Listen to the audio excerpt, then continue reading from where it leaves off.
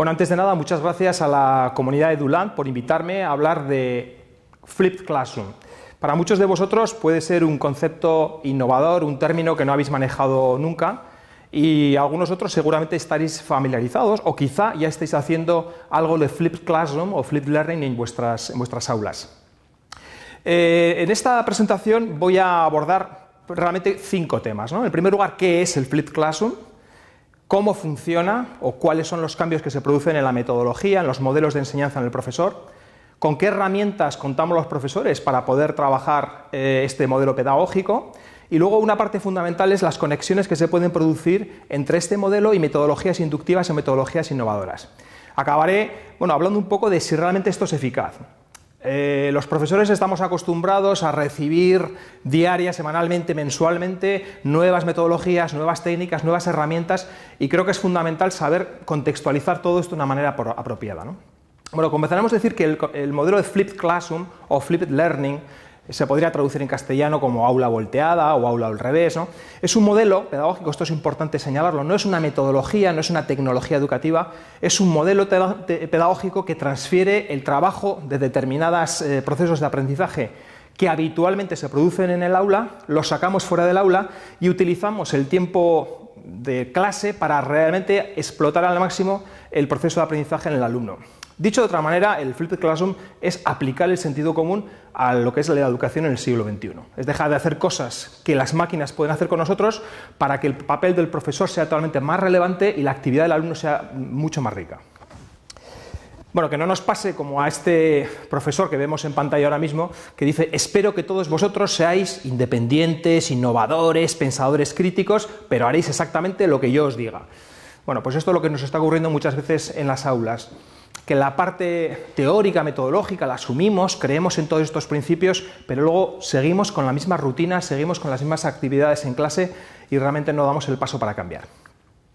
Veamos en esta diapositiva cómo se produce el cambio de la metodología tradicional a la metodología basada en el modelo Flip. En la parte de arriba podemos ver 3 botones de color amarillo, donde se explica de una manera muy simple, muy metafórica, lo que hace el profesor. ¿Qué hace el profesor en el aula? Básicamente explica algo, hay una actividad supuestamente de asimilación del aprendizaje por parte del alumno y luego lo que hay es un trabajo previo en el aula.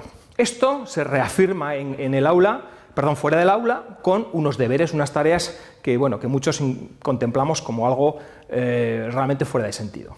¿Qué propugna el modelo Flip? Que esas tareas, esos trabajos que implican unos niveles cognitivos, como luego veremos en otras diapositivas, de orden inferior, puedan ser realizadas en casa mediante el uso de la tecnología. El exponente más claro del uso de la tecnología Flipped es el vídeo, ¿eh? Entonces luego veremos cómo los profesores fácilmente podemos generar o podemos localizar vídeos que ya están hechos y aprovecharlos. Por tanto, la parte de trabajo del alumno sería una parte donde él ya toma contacto con ese conocimiento, con esos contenidos previos en su casa, a través de estas herramientas y de estos vídeos, de estos recursos. Habrá una actividad, como luego veremos, muy importante para generar cierta interactividad del alumno con los contenidos, de tal manera que incluso el profesor tenga un feedback, que sepa qué alumnos, qué estudiantes han accedido a esos contenidos, cómo han trabajado con ellos, qué dificultades encontraban, de tipo conceptual o de tipo factual, para después, como vemos en la gráfica, aprovechar el tiempo de clase representado por esos 2 círculos amarillos, para hacer algo que realmente merezca la pena dentro de la clase. Pueden ser actividades prácticas, actividades en grupo, corrección de errores.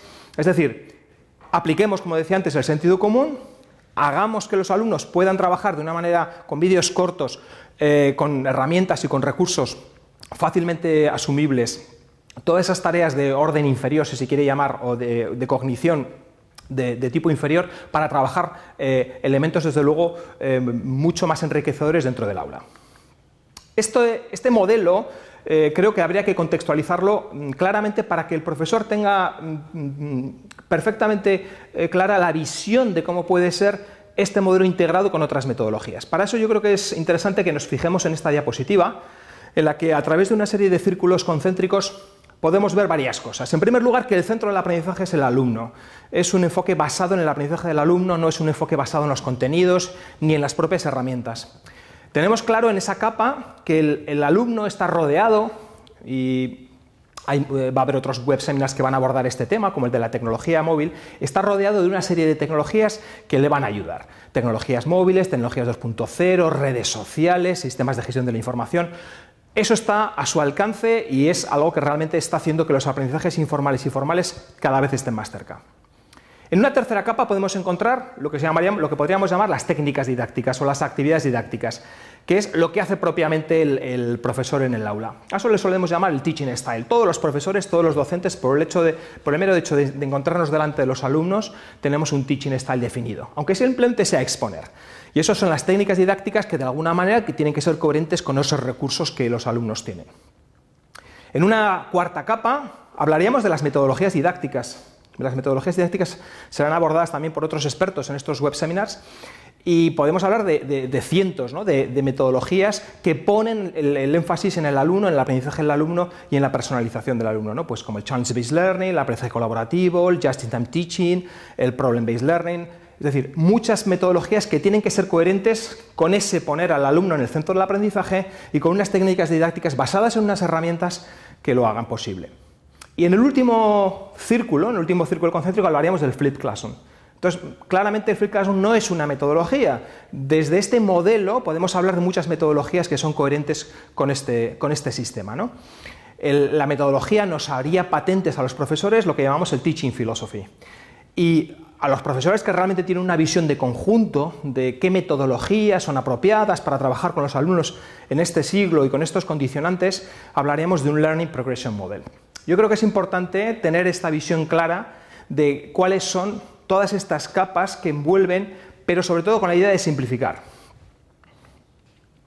Si nos atenemos a algunos de los autores que más han trabajado el tema del aprendizaje y la cognición, como por ejemplo Bloom, podemos ver que hay 6 fases, ¿no? Las 6 fases típicas de la taxonomía de Bloom, tanto la de Bloom de los años 50, del siglo pasado, como la taxonomía de Bloom revisada del siglo XXI, ¿no? Recordar, comprender, aplicar, analizar, evaluar y crear. ¿Cuáles de estas tareas o cuáles de estos niveles de cognición podrían corresponder a un modelo Flipped Classroom? Claramente los primeros. Recordar, comprender, incluso aplicar, serían esas actividades, esas tareas, esos procesos cognitivos de orden inferior que el alumno puede realizar en casa casi sin ayuda, si queremos decir, ¿no? Es decir, a través de unos buenos vídeos, de unas buenas herramientas. ¿Qué actividades, qué tareas trabajaríamos en clase realmente de orden superior? Pues todo lo que tiene que ver con el análisis, la evaluación personalizada, la evaluación formativa y también la creación de contenido que haría posible realmente la validación y la evaluación del aprendizaje. Por tanto, esto tiene una conexión clara con lo que son los procesos cognitivos, incluso desde hace un siglo, ¿no? Ya estipulado desde hace un siglo. ¿Con qué herramientas contamos para hacer esto posible, ¿no? Pues podemos hablar como de 2 grandes bloques. En esta diapositiva, si nos vamos a la parte de la izquierda, donde pone el profesor como selector, como selector o curador de contenidos, bueno, pues simplemente lo que puede hacer un profesor es, a través de unos criterios de calidad, analizar cuáles son aquellos elementos, aquellas pautas que le van a hacer distinguir, seleccionar qué vídeo, qué material, qué recurso, qué presentación, qué mapa conceptual o qué, lo que sea, qué infografía va a hacer que el alumno aprenda tal o cual contenido. Por tanto, no es nada desdeñable la idea de profesores que se formen en la simple selección de contenidos, incluidas las aplicaciones para dispositivos móviles. Sabemos que hay decenas de miles de aplicaciones para dispositivos móviles con contenido educativo y una labor fundamental del profesor es seleccionar cuáles de ellas van a alinearse con los contenidos curriculares y con los contenidos pedagógicos que cada alumno va a requerir en cada momento. Esa sería una posibilidad. La segunda posibilidad es que el profesor pueda crear sus propios contenidos utilizando para ello herramientas, ¿no? Aquí hemos hecho una triple distinción. Por un lado, herramientas, si queréis, de ordenador, ¿no? De cliente-servidor. Herramientas como Camtasia, herramientas como Wondershare, Articulate, que van a hacer que el profesor pueda crear su propio contenido, pueda grabar su propio contenido y lo pueda poner a disposición de los alumnos.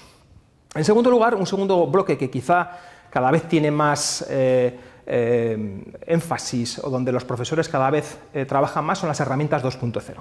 Contamos con infinidad de herramientas basadas en entornos web 2.0, incluso 3.0, para trabajar y para crear contenido online de manera sincrónica o asincrónica y ponerlo a disposición de nuestros alumnos, ¿no? En esa diapositiva y luego, como parte un poco también de este seminario, se podrán ver cuáles y qué facilidad de uso tiene cada una de ellas.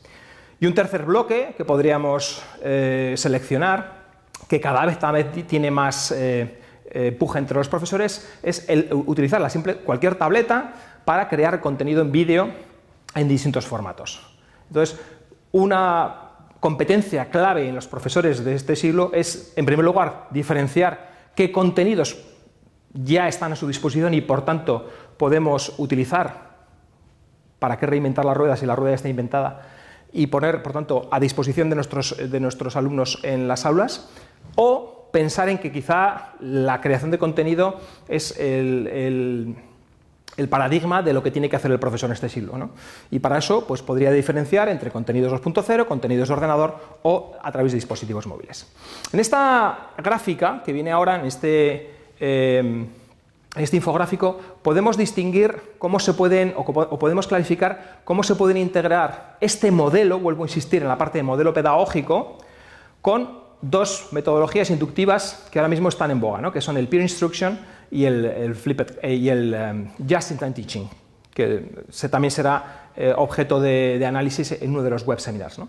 En la parte de arriba vemos lo que hace el profesor, en la parte de abajo podemos ver lo que hace el alumno, ¿no? En la parte de arriba, de nuevo, volveríamos a identificar cómo crea o cómo selecciona el profesor el contenido, lo distribuye a través de muchos sistemas, pueden ser redes sociales, pueden ser sistemas de gestión del aprendizaje, pueden ser entornos virtuales de aprendizaje, y el alumno lo que hace es generar una actividad. Esa actividad puede tener mayor o menor grado de interactividad y mayor o menor grado de control y monitorización por parte del profesor.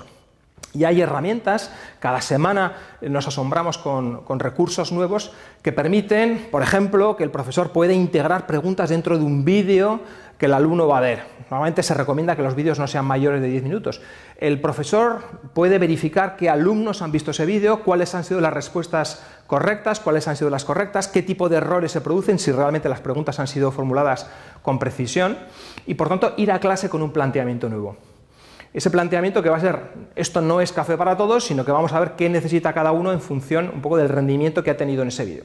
Pasaríamos, por tanto, ya a la parte de qué haría el profesor en el aula, ¿no?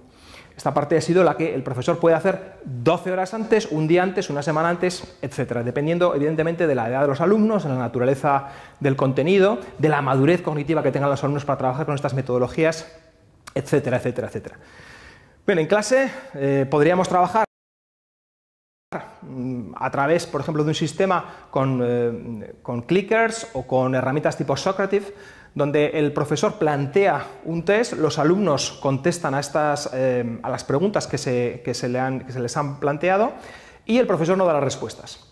Simplemente hace que los alumnos se puedan reunir en parejas o en grupos reducidos y que cada uno defienda la posición que ha mantenido a la hora de votar tal o cual opción.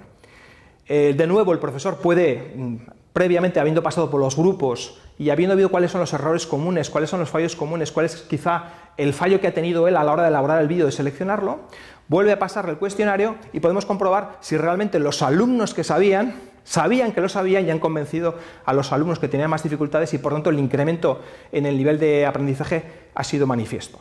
Bueno, pues esta sería una manera muy simplificada de conocer cómo el modelo Flipped Classroom tiene su encaje, tiene su contextualización y es coherente con otros modelos, como decíamos, como el Just-in-Time Teaching o el Pre-Instruction a través de la creación de concept test. Esta es la clave para que realmente el modelo tenga validez y sea un modelo efectivo. En esta otra diapositiva podemos ver ese ciclo del Flipped Learning, del Flipped Classroom, de una manera más simplificada, ¿no?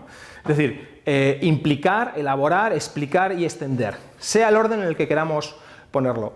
El profesor tiene que dejar de ser un explicador de cosas en la clase, evidentemente, para convertirse en un dinamizador del aprendizaje, tanto fuera como dentro del aula.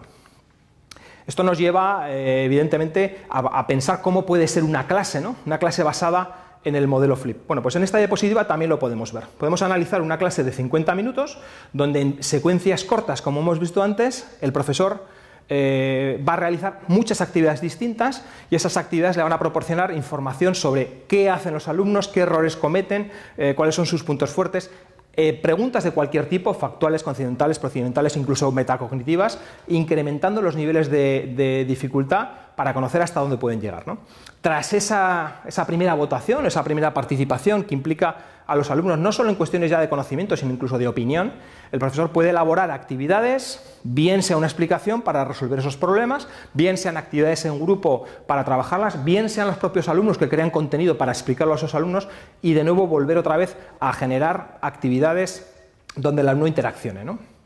Para después, si evidentemente el ciclo de aprendizaje ha sido correcto, pues pensemos más que el 70%, por ejemplo, del aula ha podido acabar con éxito las cuestiones que se le plantean, abordar otro tópico o volver sobre el mismo para trabajar sobre las cuestiones que han generado más dificultad. Este sería un ejemplo donde evidentemente las actividades no duran más de 10 minutos y donde los alumnos forman parte activa del proceso de aprendizaje en la fase del aula.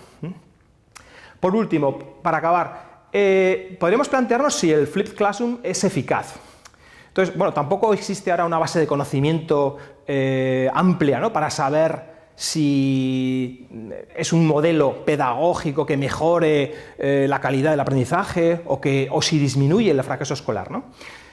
Lo que sí podemos decir es que este modelo trabaja o ataca 5 factores fundamentales. En primer lugar, proporciona más oportunidades para lo que se llama real-time feedback, es decir, para que el profesor sepa lo que los alumnos saben, ¿eh? Como decíamos antes, el contexto de los aprendizajes formales e informales cada vez está más cerca. Por lo tanto, lo primero que tiene que hacer un profesor cuando trabaja un tema es saber qué saben sus alumnos y orientar ese aprendizaje en función de ese conocimiento previo que tienen. En segundo lugar, mejora la participación del estudiante en el proceso. Y eso ya sabemos que es garantía de éxito. Cuanta más implicación, cuanta más interacción tenga el estudiante, seguramente mayor éxito va a tener el programa, o mayor éxito va a tener la clase. Y por tanto posibilita que el alumno siga un ritmo que trabaje en función de sus propias capacidades, sus propias competencias, de sus propios estilos cognitivos, etc. Eso es una labor del profesor. Evidentemente las máquinas, la tecnología nos puede ayudar a solucionar muchos problemas, pero va a haber muchos otros que van a ser competencia pura del profesor. Y ahí es realmente donde va a realzar su papel, lejos de hacer como muchos agoreros comentan, desaparición de los maestros en esta sociedad, nada más lejos de la realidad. En cuarto lugar, nos permite el diseño de tareas más significativas, porque si tenemos un conocimiento claro de cuáles son esas dificultades o cuáles son esos niveles previos del alumno, podemos hacer que esos contenidos sean realmente más cercanos a la solución de problemas reales, ¿no? Y luego, fundamentalmente, hacer posible lo que muchos venimos predicando, ¿no? Hacer cambiar la escuela y también la universidad de arriba abajo, dejar de perder el tiempo muchas veces en las aulas para hacer cosas que realmente merezcan la pena. En definitiva, pienso que el Flipped Classroom puede ser una interesante, sobre todo, palanca para cambiar, una palanca para la innovación y realmente generar contextos de aprendizaje basados en las tecnologías digitales, pero donde pongan el acento es realmente en considerar al alumno el centro del aprendizaje. No me quedaría más que invitaros a probar este modelo o incluso pensar si realmente ya lo estáis haciendo, que seguramente muchos de vosotros ya estáis haciendo cosas de este tipo y no le habéis llamado Flipped, simplemente habéis aplicado vuestro sentido común y realmente las ganas de aprender, las ganas que tenéis de que vuestros alumnos aprendan, ¿no? No me quedaría más que invitaros a seguir activamente webs como theflippedclassroom.es o theflippedclassroom.com, donde vais a poder ver muchas iniciativas de profesores de todos los niveles de enseñanza, desde educación infantil hasta la universidad, cómo están flipeando sus clases y, por supuesto, invitaros a reflexionar sobre si realmente lo estáis haciendo. Puede que muchos de vosotros estéis flipeando vuestras clases y no lo sepáis, y participar en estos sitios poniendo a disposición de otros colegas vuestras experiencias. Muchas gracias.